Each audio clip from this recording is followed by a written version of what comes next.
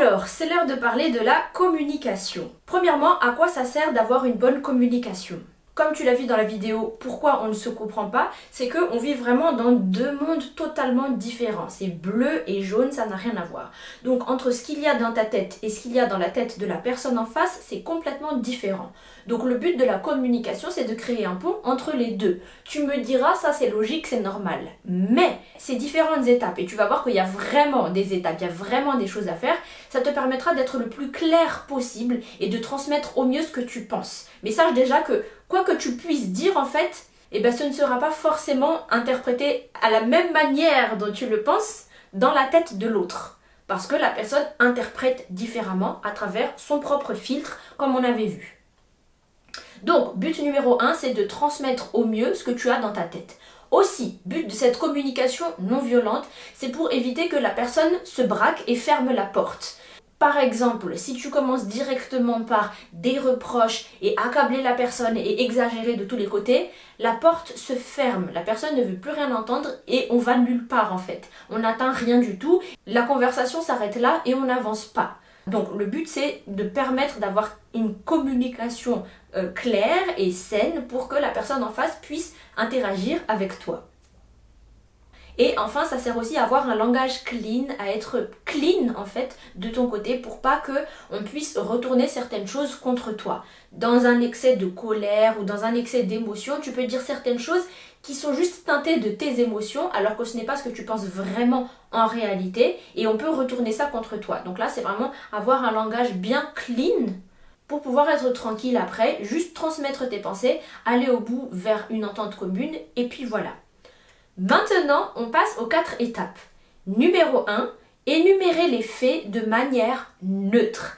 Et j'insiste sur le neutre. Là, c'est vraiment la première étape. Tu expliques ce qui se passe. Et vraiment de manière neutre. Ça veut dire qu'on enlève tout ce qui est exagération, tout ce qui est supposition, tout ce qui est reproche, etc., etc. Tu dis les choses de manière la plus neutre possible. C'est comme s'il y avait une caméra sur la pièce et que quelqu'un décrivait ce qu'il ou elle voit à travers cette vidéo, en fait. Donc là, elle est en train de boire de l'eau, là, elle est en train de poser son verre. Quels sont les faits, ok? Quels sont les faits vraiment de manière neutre? Par exemple, là, tu vois, c'est facile à dire, mais dans la vraie vie, quand on est en plein milieu d'un truc compliqué, là, c'est plus pareil. Par exemple, on ne fait jamais rien ensemble. Là, c'est pas neutre. Parce que le jamais, est-ce que c'est vrai? Non. Et rien ensemble, c'est quoi faire des choses ensemble selon toi? Ce n'est pas neutre, c'est interprété selon toi. Donc ce n'est pas neutre, ça passe pas. Et si tu commences par on fait jamais rien ensemble, là il se peut que la personne elle ferme la porte, elle veut plus rien entendre parce que tu exagères, tu fais des reproches. C'est pas une invitation à la conversation en fait. Donc c'est plutôt, par exemple, ces derniers jours, on n'a pas fait de sortie ensemble.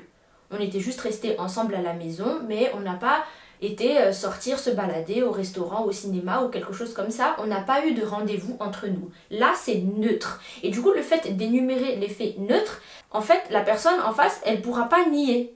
Parce que c'est neutre, c'est la réalité. Vrai ou pas vrai? Oui, vrai, donc vas-y, continue du coup. Continue parce que non, ce n'est pas faux. Alors que c'est, on fait jamais rien ensemble, arrête toi aussi, tout de suite, tout le temps, tu vois.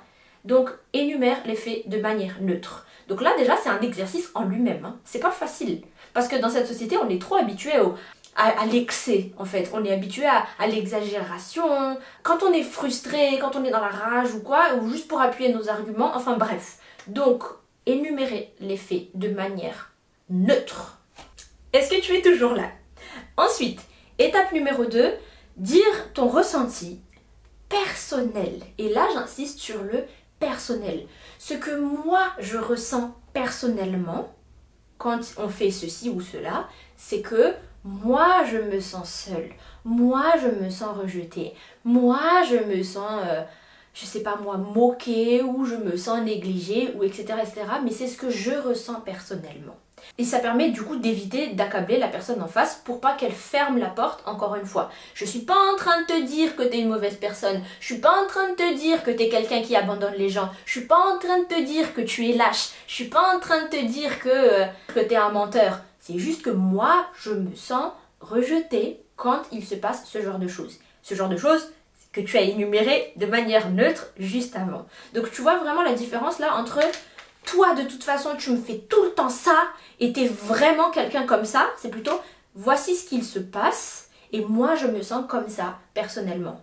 Tu vois qu'il y a une différence. Et là du coup, encore une fois, ça évite que la personne en face se braque et ferme la porte. Donc ce que moi je ressens personnellement, je suis pas en train de dire quoi que ce soit à propos de toi. Même si on sait que c'est les actions de la personne qui ont déclenché certaines choses chez toi. Mais en fait, vraiment, tu owns tes propres émotions. Tu te responsabilises en fait. Je sais que tout n'est pas de ta faute. Tout ne repose pas sur toi.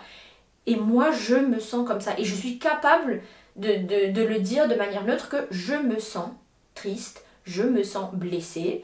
Et je dis pas que tout est de ta faute. Je dis juste que c'est comme ça que moi, je me sens personnellement. Et ça aussi, c'est un exercice à lui tout seul. Ensuite, étape 3 et 4. Et je les combine tout de suite, tu vas comprendre pourquoi. L'étape 3, c'est dire tes besoins de manière générale. Et l'étape 4, c'est dire ce que tu attends de la personne spécifiquement, en particulier. La différence entre les deux, c'est que tes besoins, ça peut être quelque chose de général et tu peux le recevoir d'ailleurs ou par toi-même. Tandis que l'étape 4, c'est ce que tu attends de la personne en particulier. Par exemple, moi j'ai besoin de temps, j'ai besoin d'espace, j'ai besoin de recul, j'ai besoin d'être seule un moment pour réfléchir. Ça, tu peux aller le chercher ailleurs. Le silence, le calme, réfléchir, c'est toi avec toi-même, ou tu vas aller marcher, tu vas aller dans un parc ou quoi. Tandis que, qu'est-ce que tu attends de la personne en particulier? J'attends de toi que tu me laisses, s'il te plaît, seule pendant ce genre de moment. Tu vois? Voilà la différence. Ou alors, un autre exemple, j'ai besoin d'amour, ok? J'ai besoin de me sentir aimée. La personne en face pourrait te dire, oui, mais qu'est-ce que j'y peux? Moi, je fais ce que je peux, mais je suis pas responsable de tout toi, en fait. Donc là, c'est j'ai besoin de me sentir aimée, j'ai besoin de me sentir soutenue, j'ai besoin de me sentir accompagnée face à cette épreuve. Ça, c'est un besoin général. Ça veut dire que déjà, c'est à toi aussi de travailler ton amour pour toi-même et d'être là pour toi. Mais aussi, cet amour, ce soutien, cette écoute, tu peux l'avoir ailleurs. Tu peux le recevoir de ta famille, tes amis, etc. Maintenant, qu'est-ce que tu attends de cette personne en particulier? L'étape 4, là, c'est précis. Et donc, ce que tu attends de la personne en particulier, étape 4, il faut être vraiment précis.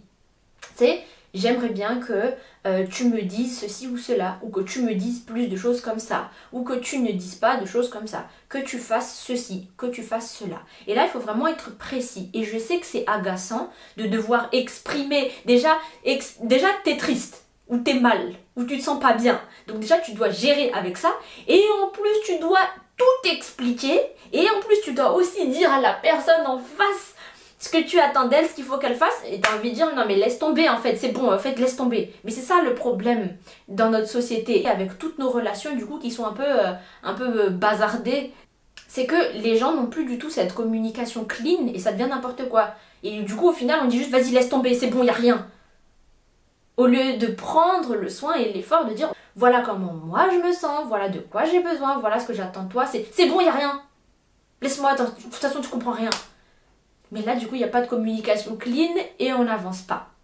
Donc, je sais que c'est beaucoup d'efforts et c'est compliqué. Donc, c'est vraiment quelque chose qui revient plein de fois en coaching, cette communication. Je t'invite à regarder les replays de nos appels passés parce qu'il y en a plein sur tous les sujets. On l'utilise au travail, quand tu parles avec tes collègues, au travail quand tu parles avec tes supérieurs, quand on fait, tu vois, les rendez-vous à la fin de l'année, pour évaluer comment ça s'est passé et tu dois dire ce que tu penses et aussi demander certaines choses.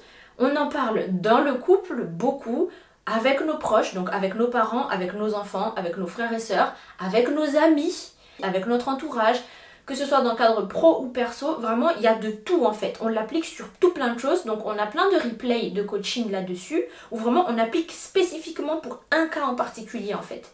Et tu vois qu'on prend vraiment le temps pour ça, pour changer et nettoyer notre vocabulaire, nettoyer nos réflexes, nettoyer notre manière de parler. Je t'invite à regarder tout ça du coup et à venir en coaching pour ton cas à toi en particulier. Petite parenthèse sur cette étape 4 là, mais donc je dois vraiment dire ce dont j'ai besoin, mais du coup ce n'est plus authentique de la part de la personne.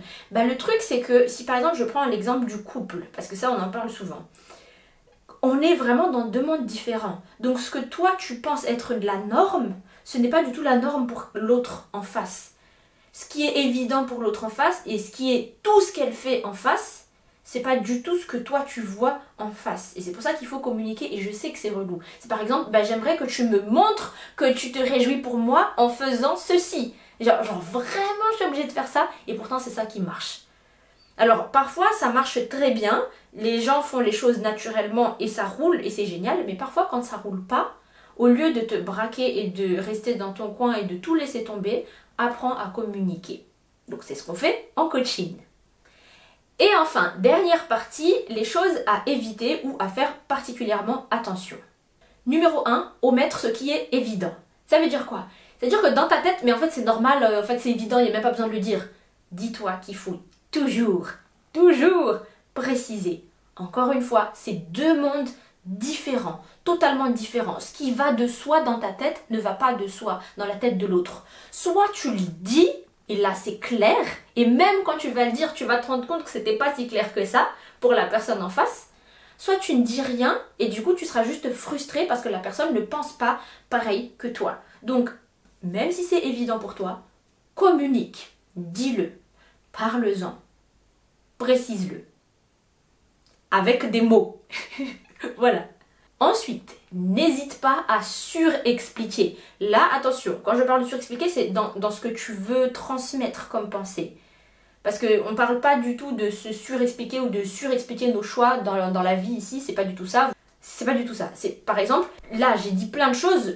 Je pense que cette vidéo aurait pu être résumée en 3 minutes si j'avais pas pris le temps d'insister sur certaines choses, de répéter sur certaines choses. Parce que, encore une fois, ce qui est évident dans ma tête ne l'est pas forcément dans la tête de quelqu'un d'autre. Donc, n'hésite pas à bien réexpliquer tes mots, à prendre différents angles, parce que dis-toi que tu transmets ce qu'il y a dans ton monde et tu essaies de le rentrer dans le monde de l'autre. Donc, n'hésite pas à vraiment reformuler, répéter, bien sûr expliquer. Quand tu penses que c'était clair, dis-toi que tu peux expliquer encore plus, encore mieux. Et c'est pour ça, je pense que les gens me disent qu'ils comprennent bien quand j'explique. C'est parce que toutes ces choses-là que je dis, c'est évident pour moi, mais je prends un extra effort de bien expliquer encore plus pour être sûr que ce soit compris au moins plus ou moins comme ce que je veux dire dans ma tête.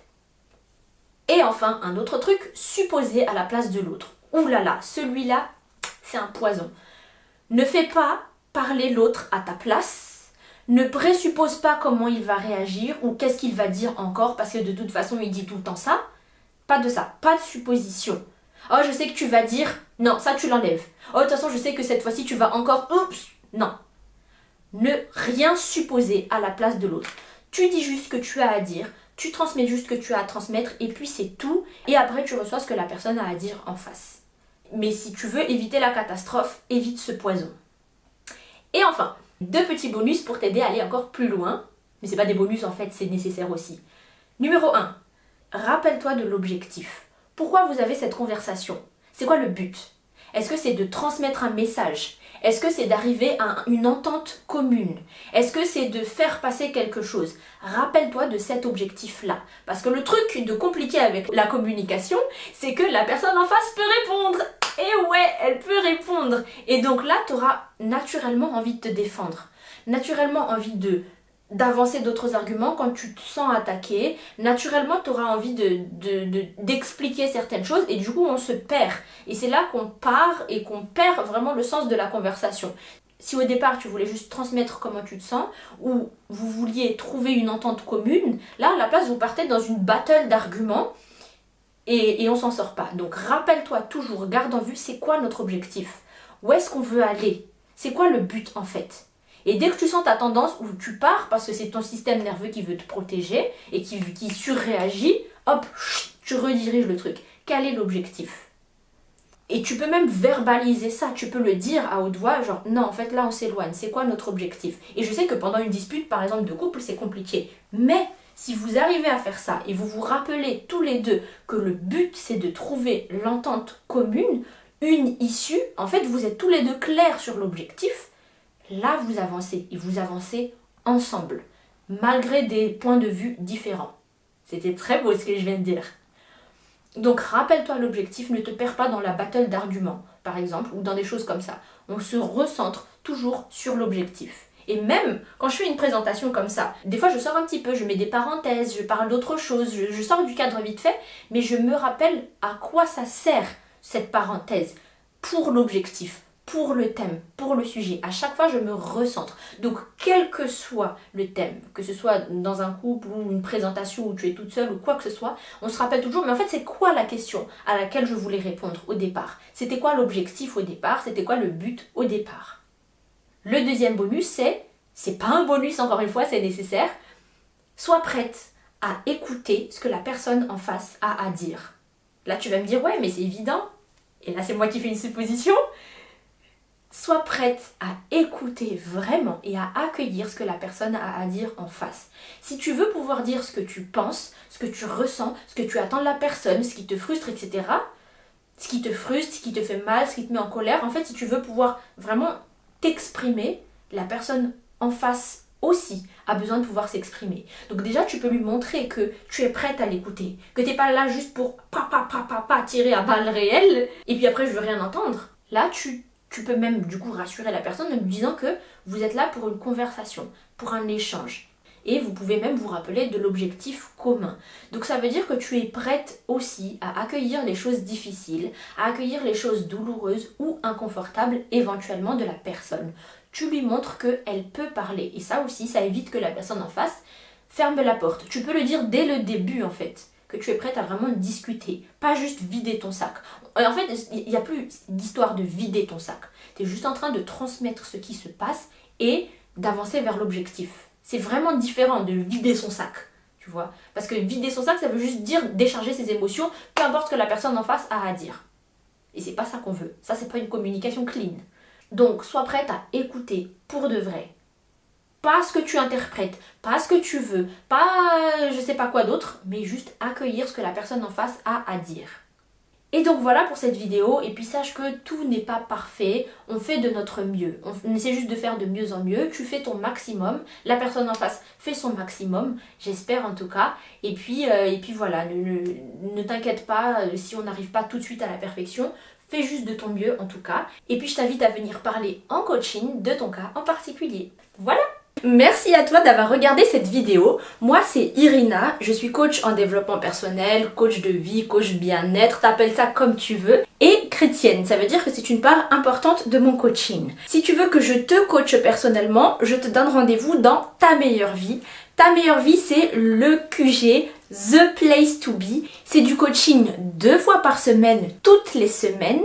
Et on parle de tous les sujets pour une vie épanouie. Ta relation avec toi-même, ta relation avec les autres, ta manière de naviguer avec cette vie pour pouvoir lâcher prise, vivre dans le moment présent, être heureuse, vraiment cultiver le bonheur, aussi déstresser et se débarrasser de nombreux de nos problèmes aussi. Dans Ta Meilleure Vie, tu as toute une banque de vidéos de développement personnel comme celle que tu regardes ici. Le soutien du groupe, donc avec toutes les autres inscrites, vous vous soutenez mutuellement, vous vous tenez au courant. Comme ça, tu n'es pas toute seule dans ton travail intérieur. Et bien sûr, le coaching où je te coach en direct 2 fois par semaine. Tu as toutes les infos en dessous dans la description. Je t'invite à cliquer, à regarder ça. Et je te dis à très bientôt!